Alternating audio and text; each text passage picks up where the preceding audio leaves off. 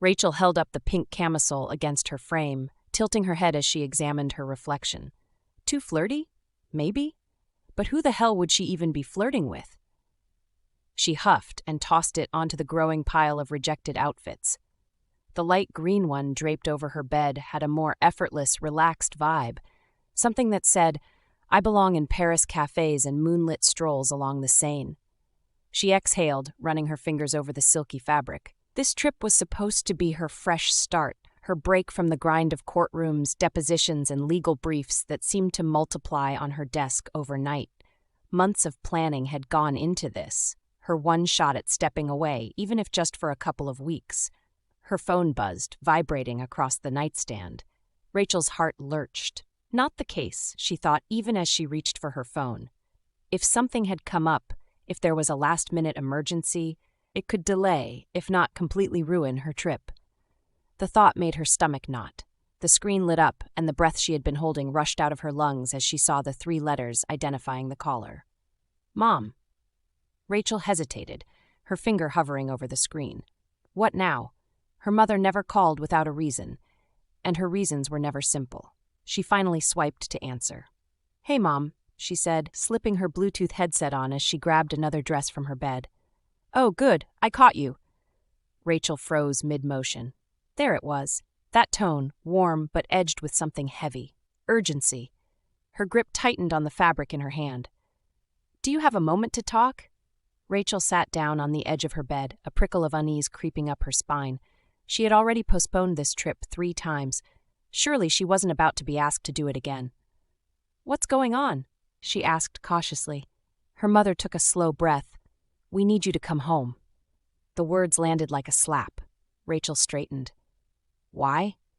There's some pack business your father and I have to attend to, and we need you here. The knot in her stomach twisted tighter. Pack business. That phrase alone was enough to send her pulse spiking. Rachel had spent years trying to disentangle herself from that world, from the responsibilities, the rules, the hierarchy. She had carved out a life for herself, one that wasn't dictated by bloodlines, oaths, and duty.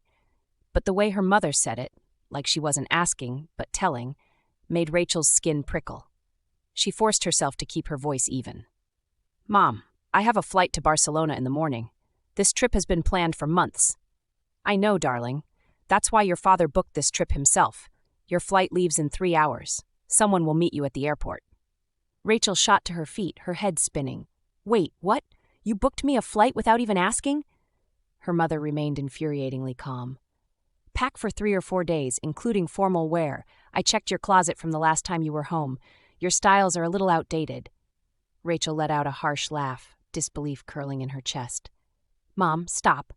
I haven't agreed to anything. Her mother sighed.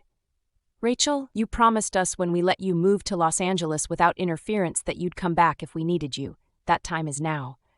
Rachel squeezed her eyes shut. When we let you move to Los Angeles, as if she had ever needed permission. She pressed a hand to her forehead. And if I say no? A silence stretched over the line. Then her mother's voice dropped into something colder. Then your father will take it as a rejection of the pack. Rachel's stomach dropped.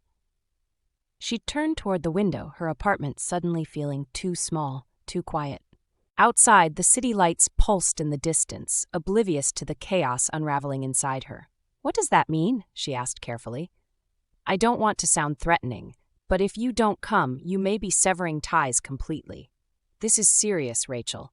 The council will decide your status, if you even have one. Rachel's breath stalled. Severing ties completely. Banished. A memory surfaced, sharp and unwanted. The night had been cold, the trees whispering as they bore witness to the exile. She had been younger then, barely 17, watching from the shadows as a man who had once been like family, was stripped of his name, his rank, his place. No one had spoken of him after that. He had simply ceased to exist. Her father had made the decree himself.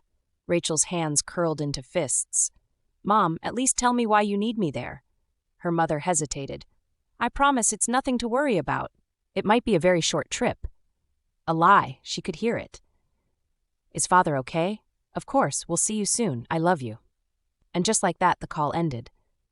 Rachel pulled off her headset, her pulse a chaotic rhythm in her ears. She could ignore them.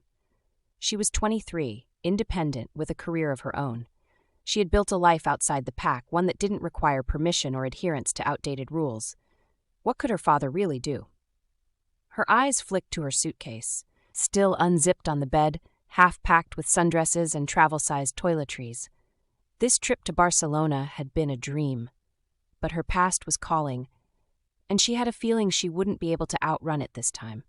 She took a slow, steadying breath, then yanked open her closet. If she was going back, she wouldn't go unprepared.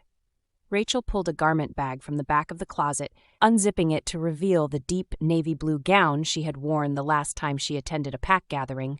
The sight of it made her chest tighten. She hadn't worn it since.